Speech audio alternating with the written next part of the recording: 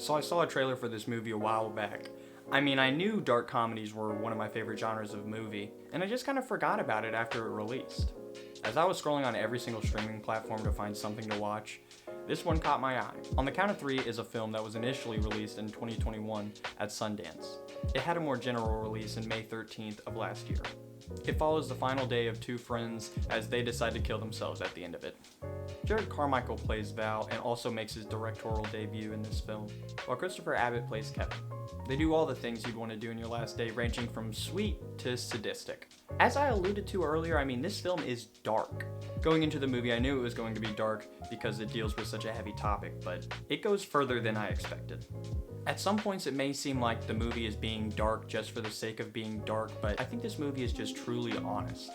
Some could say the film feels a little tonally inconsistent, but I think that is intentional on the director's part.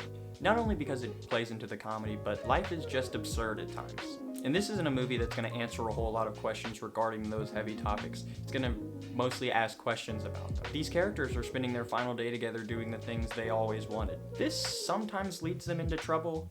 Actually, most of the time it leads them into trouble. But whenever you see them do the little things that make them happy, you wonder why can't they do that more? A little bit into the movie, there's a scene where our two characters go to their former workplace to go ride dirt bikes. They're walking through their old stomping ground, reminiscing about the good times they had. And when they race, we get this amazing cerebral original score.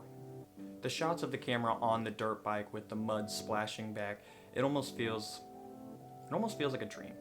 This scene feels like it's like a memory replaying in your head. It reminds me of days that I've had with my friends. In my case, we didn't have a 9mm pointed at each other's heads, but the point still stands. Again, it just brings us back to the point of why couldn't they do this more often? However, they do more than just ride dirt bikes in the movie. This movie also asks a lot of questions about guns as well.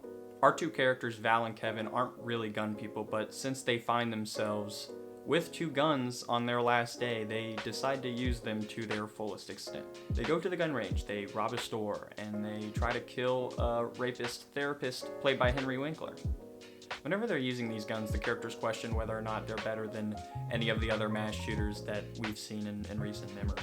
And as an audience member, you're kind of asking the same question. Kevin even says at one point in the film that guns give insecure men the illusion of power, and then continues to use guns throughout the entirety of the movie. Which speaks to the hypocrisy of the characters. Again, this is done on purpose. When Val tells Kevin, who just got out of rehab, that he wants to kill himself, Kevin is first taken aback. Val says there really isn't anything he can say to stop him since Kevin attempted suicide 3 days before. Kevin dismisses Val's issues and says that he has been medicated for depression ever since he was a child. He has tried absolutely every medication under the sun, and he truly believes that suicide is the only option. Kevin runs across his old bully and truly ponders the idea of running him over with a Jeep. Val beats the shit out of his dad. These characters are not good people, but I think what makes them work is that they are deeply human.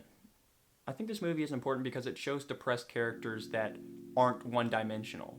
They still laugh, they still make jokes, they can still be witty.